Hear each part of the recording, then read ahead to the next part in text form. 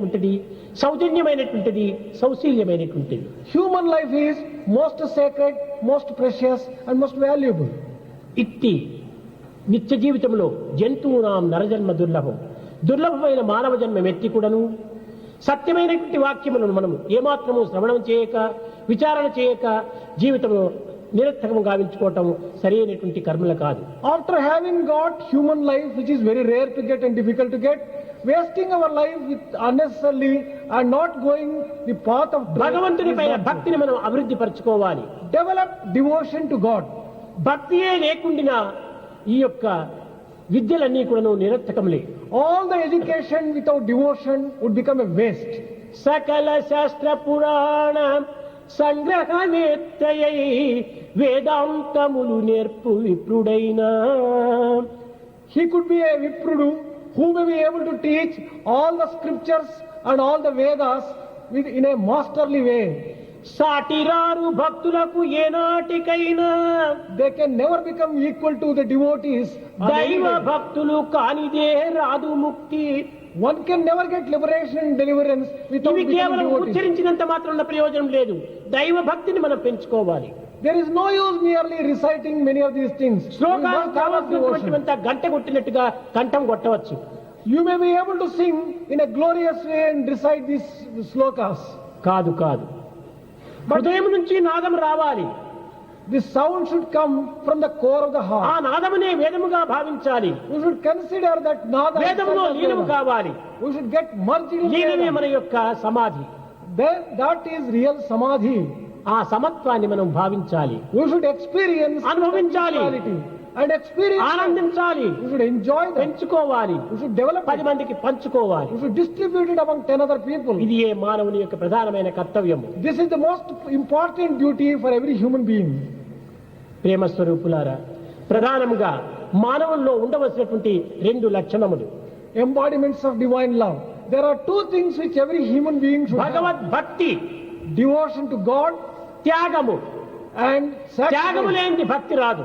Without sacrifice and renunciation, you cannot కనుకనే have devotion. నకర్మణ నప్రజా ధనేన త్యాగేనైకే అమృతత్వ మానసు. That ఈ is, అమృతత్వాన్ని అనుభవించాలంటే త్యాగము త్యాగము త్యాగం. that is why it has been said, immortality can be నిరంతరము obtained. స్వార్థము స్వప్రయోజనము, స్వార్థము స్వప్రయోజనము, ఈ రెండింటి ద్వారానే మానవుడు బంధింపబడుతున్నాడు. Selfishness and self-interest are binding man eternally. ఎంతకాలం నీ స్వార్థము, For how long can you go on? నీ సంపాదనలు ఎప్పుడు నీవు విడిచిపోతావో, When you are going to A live, మార్గము పడుతుందో, what form your జీవితం క్షణభంగురము. life is transient. దేహము కరిగిపోయే ఐసు వంటిది. Body may be compared to ice which melts away. మన ఆస్తులందరికీ కదిలిపోయే మేఘముల వంటివి. All our properties are like passing clouds. వీటి నిమిత్తమై మనం ఈ విధమైనటువంటి శ్రమలు పడి కట్టగడపటకు దివ్యమైనటువంటి యొక్క జీవితాన్ని నీవు వ్యర్థము గావించుకోవద్దు. For the sake of these temporary and transient things, you should not waste your life. ఏ సేవ ఎందైనా కూడాను నీవు త్యాగమును పూని పరులకు సేవ చేసి సమాజాన్ని మెప్పించి సమాజం యొక్క ఆనందాన్ని అనుభవించేటువంటి వ్యక్తిగా నీవు తయారు కావాలి. Enter into any activity of service.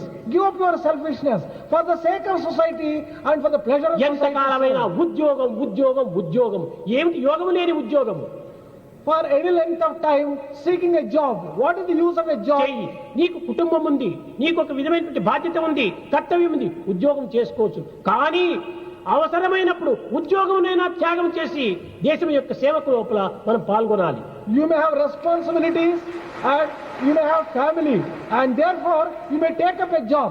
But if there is a call from అయ్యో the అన్ని nation, వదిలిపెడితే నా సంసారాన్ని చూచేవారెవరు? అంత విశ్వాసమే లేకపోతే నీ సంసారం ఎట్ట బాగుపడుతుంది? if you say that who will be taking care of my family if I give it up? If you don't have faith, నారబెట్టిన వాడు నీరు పోయాడా? the one who has planted a జానడు పొట్ట నింపుకొన చిక్కుల నొందుచు కోటి విద్యలను పూటిగా నేర్చి పరిపూర్ణ సుఖమును పొందలేక for the sake of ఈ మానవ జాతి దుఃఖమును మ్రగ్గగనేలా శ్రీ పరాత్పరమును ధ్యానము చేయు భక్తులకు దారిని చూపకై ఉండే మానవా, for the sake of this small stomach, spending and wasting the entire life eking out a livelihood, why do you waste your time? Is there no God who can provide you with everything? పుస్తకములు చదివి తిని Who have read books, పూర్తిగా గ్రహించి అస్త్రశాస్త్రములు I have understood all the నిశ్చలమైన right. విద్యలను నేర్చితునంచును గర్వమేలా. Why are you proud of having mastered some kind నీ of education? హస్తయుగంబు మోర్చి పరమాత్మని భక్తితో మొక్కలేని ఈ ప్రస్తుత విద్యలన్నీ నేటికి నిరర్థకంబులు మానవా. Education which cannot teach you to fold your hands and pray to God are absolutely waste.